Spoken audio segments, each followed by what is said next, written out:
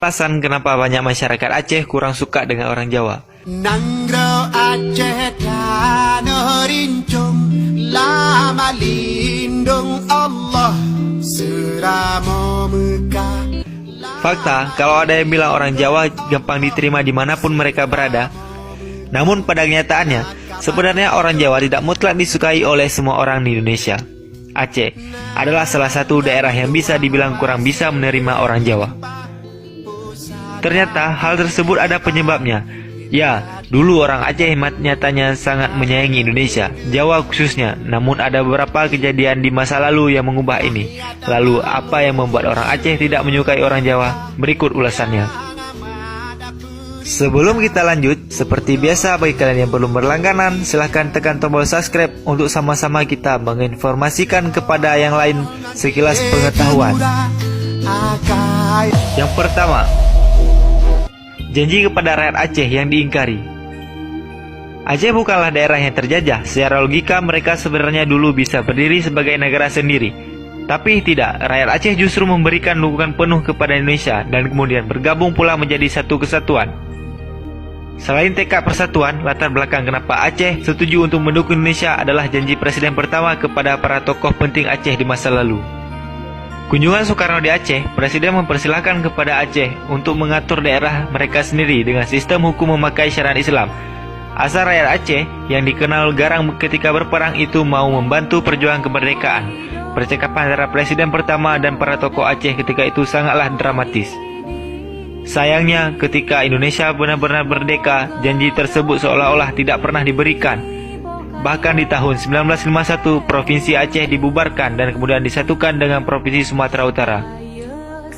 Kebetulan sekali, Presiden pertama adalah orang Jawa, itu juga mempengaruhi ketidaksukaan orang-orang Aceh kepada masyarakat Jawa. Yang kedua, Aceh pernah berjasa besar bagi bangsa.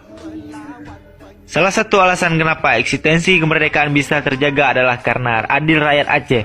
Ya, mereka pernah patungan agar perjuangan Indonesia bisa terus digulirkan. Bahkan hanya dari mengumpulkan emas-emas orang-orang Aceh, Indonesia akhirnya punya pesawat pertama. Aceh ibarat lumbung emasnya, Indonesia di kala negara masih sangat sulit. Namun lagi-lagi Aceh sepertinya diperlakukan dengan tidak patut, janji yang tidak pernah diterrealisasi. Hal tersebut sepertinya menjadi sebuah yang menyakitkan bagi orang-orang Aceh. Dan atas alasan ini pula timbul rasa ketidaksukaan kepada pemerintah, khususnya orang-orang Jawa yang mayoritas adalah pembesar negara. Yang ketiga, kisah Daud Bereh yang mengenaskan. Daud Bereh adalah tokoh penting dalam perjalanan sejarah Aceh. Beliau adalah seorang ulama besar sekaligus pejuang hebat yang tekadnya begitu kuat. Karena lewat dirinya lah rakyat Aceh tanpa perlu bertanya langsung membantu Indonesia. Daud Bereh sangat disegani sebagai tokoh pembesar, namun di akhir hidupnya Daud Bereh mengalami banyak kenaasan. Pertama adalah dilumpuhkannya ia ketika berupaya mendirikan negara Islam Indonesia sebagai bentuk protes terhadap janji Presiden pertama yang tidak terrealisasi. Bagai seperti tidak ingat masa lalu, Daud Bereh diperlakukan seperti orang biasa dan tidak punya adil apa-apa.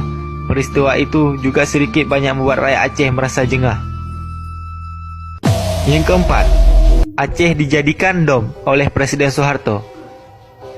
Lepas masa pemerintahan Presiden pertama, Indonesia kemudian dipimpin oleh seorang Soeharto. Presiden kedua ini juga dianggap sebagai biang kebencian rakyat Aceh kepada orang Jawa. Pasalnya, Soeharto pernah menjadikan tanah Serambi Mekah ini sebagai dom, daerah operasi militer. Konflik di Aceh, daerah operasi militer atau dom, sendiri dilakukan sebagai aksi munculnya GAM, Gerakan Aceh Merdeka. Soeharto pun bertindak represif dengan mengirimkan tentara dalam jumlah yang lumayan besar. Konflik ini berlangsung cukup lama, mulai dari tahun 90-an dan berakhir di 1998. Korbannya sendiri berkisar sampai ribuan dan umumnya justru warga sipil.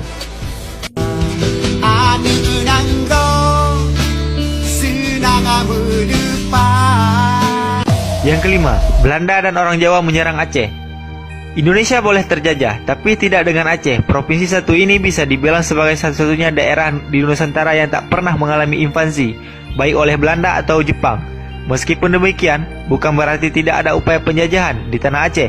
Hal ini pernah dilakukan Belanda di sekitar tahun 1873 sampai 1904. Pertempuran Aceh dan KNIL Pada perang ini Aceh mungkin menyerah, namun Belanda sama sekali tidak berkuasa atas tanahnya. Perlawanan terhadap invasi Belanda terus dilakukan hingga negara ini hengkang ditendang Jepang pada sekitar tahun 1942. Lalu alasan kenapa orang-orang Aceh benci Jawa?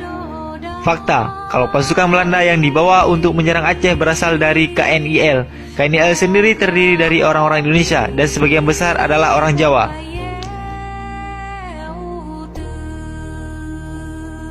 Itulah alasan orang Aceh yang mungkin terjadi karena tidak menyukai orang Jawa. Belajar dari sejarah adalah hal penting. Belajar dari kesalahan orang dulu akan membuat kita lebih baik antara Aceh dan Jawa. Meskipun dulu mungkin sempat bersih tenggang lantaran kejadian sejarah yang sensitif, ini sepertinya sudah tidak ada lagi. Mudah-mudahan kejadian masa lalu seperti ini tidak terjadi lagi agar bangsa Indonesia bisa benar-benar menjadi satu negara yang solid.